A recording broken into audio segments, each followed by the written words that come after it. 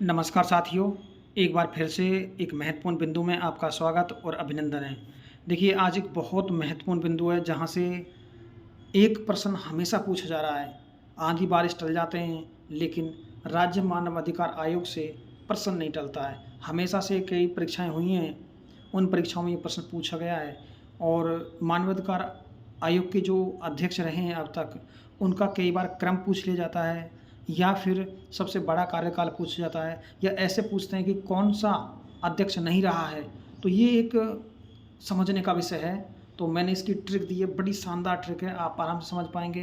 Kanta Bhatnagar, सागिर Ahmad, NK. Jain, प्रकाश टाटिया और गोपाल कृष्ण व्यास आज तक के ये क्या हैं, जो चीफ जस्टिस रहे हैं और उसके बाद में ये अध्यक्ष रहे हैं। लेकिन गोपाल कृष्ण व्यास एकमात्र व्यक्ति है इनमें जो इसका मुख्य न्यायाधीश नहीं था।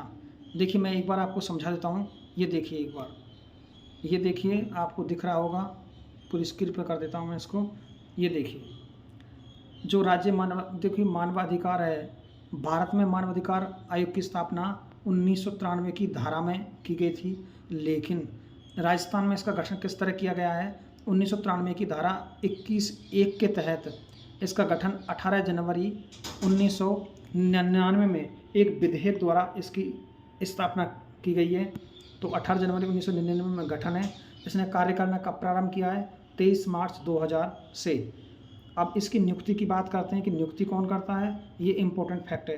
तो नियुक्ति की जाती है राज्यपाल द्वारा, लेकिन राज्यपाल एक समिति की सिफारिश के आधार पर इसकी नियुक्ति करता है और उस समिति में यानी मुख्यमंत्री जो चीफ मिनिस्टर होंगे राज्य के, वो विपक्ष का नेता, गृह मंत्री और विधानसभा में अध्यक्ष, विधानसभा का जो अध्यक्ष वो, और इसका जो अध्यक्ष होता है वो मुख्यमंत्री स्वयं होते हैं और इसकी सिफारिश पर राज्यपाल द्वारा इनकी क्या है, नियुक्ति की जाती है। ध्यान रखें, पिछली बार परीक्षा में पूछा गया था कि जो मानवाधिकार आयोग के अध्यक्ष की नियुक्ति के लिए समिति का सदस्य कौन नहीं होता है, तो उसमें राज्यपाल का नाम एडिट करके देते हैं। तो राज्यपाल इसका समिति का सदस्य नहीं होता है। राज्यपाल तो क्या होता है, नियुक्ति करने वाला होता है समिति की सिफारिश पर। ओके, अब देखिए, और ये बहुत इंपॉर्टेंट है कि ये कौन कौन से मामले देख सकता है। 1 वर्ष से पुराने मामले बिल्कुल नहीं देखेगा, ये इसके दायरे से बाहर रहते हैं। और ये विचाराधीन मामले ना होने चाहिए, जो विचार में चल रहे हैं, जो मामले जो कोर्ट के अंतर्गत चल रहे हैं, उनमें दखलंदाजी ये नहीं दे सकता और ये दंड नहीं दे सकता। ये केवल एक सलाहकारी संस्था है, ये सलाह दे सकती है। अब बात कर लेते हैं हम, इसका कार्यकाल कितना है। कार्यकाल की बात करें तो इसका कार्यकाल वर्तमान में 3 वर्ष या 70 वर्ष जो भी पहले होगा मान लिया जाएगा 2019 के बाद, क्योंकि 2019 से पहले क्या हुआ था, इसके लिए उम्र 5 वर्ष या 70 वर्ष मानी जाती थी। तो ये क्या है, 2019 में इस उम्र को क्या है, कम कर दिया गया है। अब बात कर लेते हैं कि आज तक के जो रहे हैं इनके बारे में बात कर लेते हैं। तो पहला है इसमें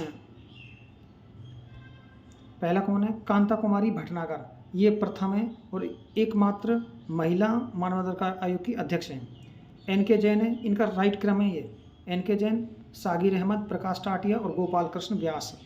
और जो गोपाल कृष्ण व्यास है ना, ये एकमात्र व्यक्ति है, मैं बता चुका हूँ कि जो 3 वर्ष या 70 वर्ष के दायरे के लिए पहली बार चुने गए हैं। तो इसे देख लेते हैं एक बार। इनमें सदस्य क्या हैं, 1+2 अर्थात 3 सदस्य, यानी 2006 में एक संशोधन किया गया था।